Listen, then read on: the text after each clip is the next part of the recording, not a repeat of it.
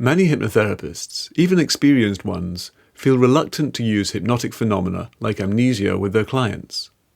Some of them worry that it might be inappropriate or that amnesia is just a trick used by stage hypnotists to make people forget their own names. I also get the sense that some hypnotherapists feel that they can't reliably elicit hypnotic phenomena, so they don't try, but they're forgetting something. Amnesia is an absolutely intrinsic part of therapeutic change. Getting over an ex-partner, moving on from grief, stopping a bad habit, all involve degrees of amnesia. For example, if a relationship ends badly, some people will constantly think about their ex-partner. Then, slowly they'll notice gaps when they're free to think about other things and begin to move on.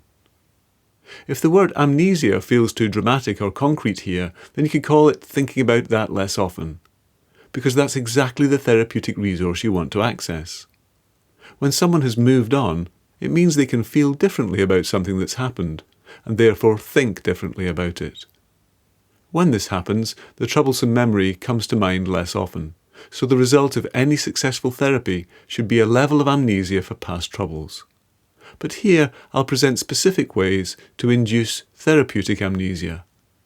Therapeutic amnesia isn't a weird hypnotic trick that wipes someone's brain. It's a way of tapping into the natural process that people use to put things behind them.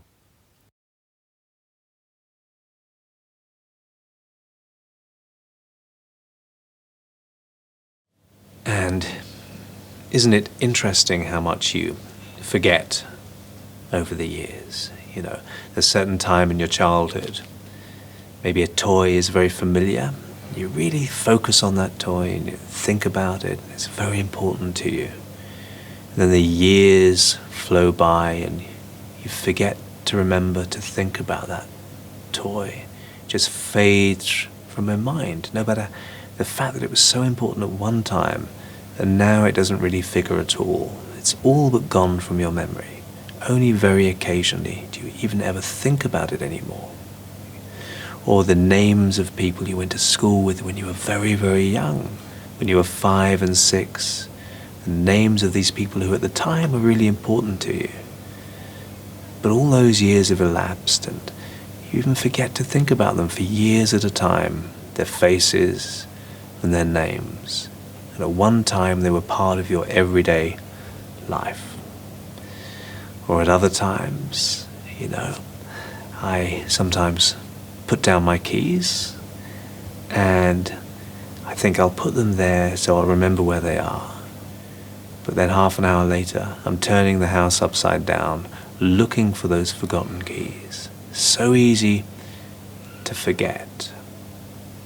And at other times, you're having a deep conversation with someone about something that seems at the time really important, and then a text message comes through, or there's a phone call, and your attention gets diverted.